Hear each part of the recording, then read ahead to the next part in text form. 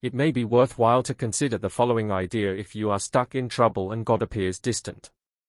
Psalm 77 verse 13 contains the mysterious verse, "Your way, O God, is in the sanctuary."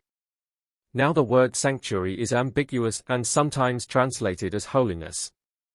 The psalmist, here, wonders if God has forgotten him, and then writes that God's way is in the sanctuary. I prefer the word sanctuary as I conceive the connotation of a sacred place, a guarded inside place, keeping the inner treasure separate, a separateness from contamination. I propose that this implies that our way, O human, is also in the sanctuary, that is the sanctuary inside us. Our treasure is our inner being, our sense of self, our dreams, which must be kept secret, as it were, guarded, and here is a precise inference of the notion of not throwing our pearls before swine.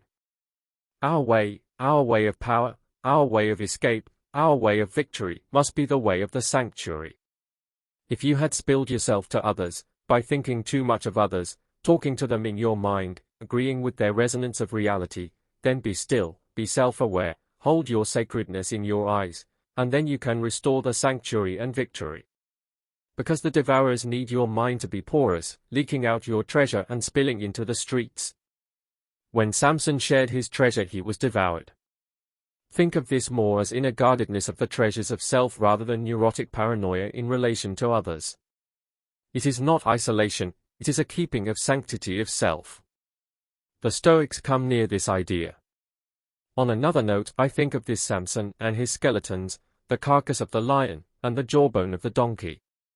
Why is he dealing with these bones everywhere? A metaphor is too easy to bend to our will, and I am not sure. Rather than thinking of skeletal bones as dead things, we can think of them as opposite things, or opposite principles. A tamed lion is a sort of opposite. The donkey may be humility or meekness, which are dead things to the world, the very things the world despises as powerless. And we know that victory lives in the shape of the jaw, or the chin of the king. So victory is in humility. When your enemy attacks, he or she must face or fight your invisible humility, which fights for you. With a donkey's jawbone, heaps upon heaps, or perhaps donkeys upon donkeys, I have killed 1,000 men, Judges 15 verse 16.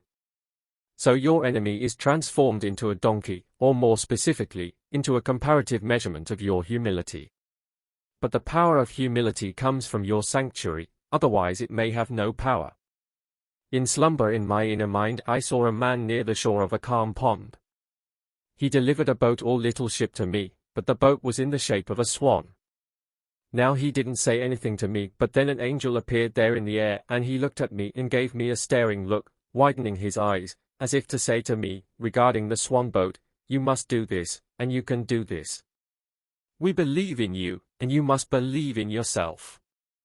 Now the swan boat on the pond, or Swan Lake, speaks to me exactly of the way of the sanctuary.